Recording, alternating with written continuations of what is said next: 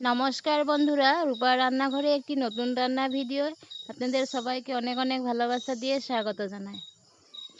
আজ আমি আপনাদেরকে ঢেঁকি শাক আর আলু দিয়ে ভাজা করব, সেটাই শেয়ার করব।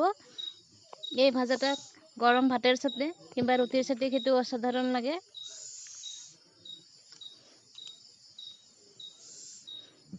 যে ঢেঁকি শাক কেটে খুব ভালোভাবে ধুয়ে নিয়েছি।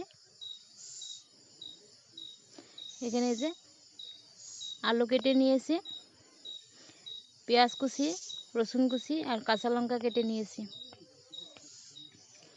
এখন পেঁয়াজ, রসুন আর কাঁচা লঙ্কা সব কিছু একসাথে ভেজে নিব।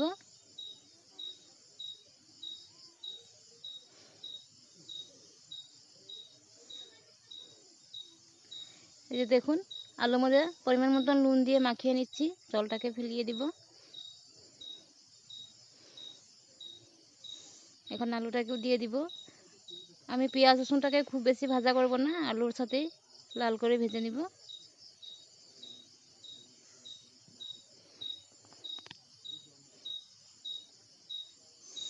এই ঢেঁকি শাক ভাজি কার কার খেতে ভালো লাগে বন্ধুরা কমেন্ট করে বলবে।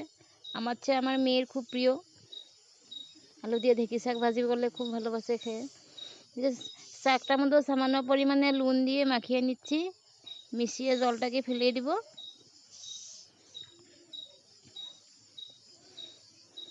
আলুটাকে আমি অল্প সময় ভেজে নিয়েছি। এখন ঢেঁকি শাকটাকে দিয়ে দিব।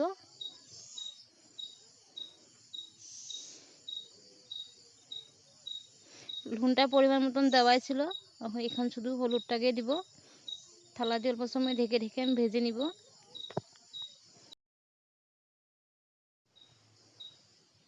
দেখুন এই যে বন্ধুরা, থালা দিয়ে এভাবে ঢেকে ঢেকে আমি ভেজে নিচ্ছি।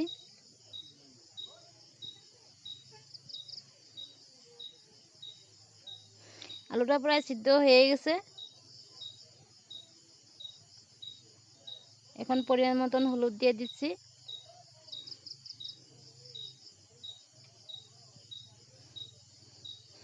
হলুদ দিয়ে প্রায় আর 10-15 মিনিট সময় ভেজে নিব।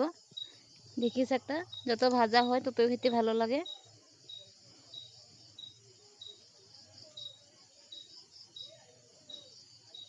দেখুন এইভাবে লাল করে ভেজে নিচ্ছি।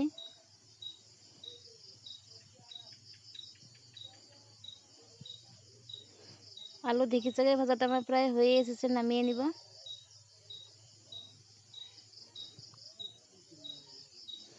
দেখুন এই যে আমার ভাজা হয়ে গেছে। কেমন হয়েছে বন্ধুরা কমেন্ট করে বলবে। যারা এখন পর্যন্ত স্কিপ না করে ভিডিওটি দেখে যাচ্ছে তাদেরকে অসংখ্য অসংখ্য ধন্যবাদ আমার সাথে আর পাশে থাকার জন্য। আর আমার রান্নাটি ভালো লাগলে প্লিজ বন্ধুরা সব বন্ধুদের কাছে শেয়ার করে দিবে।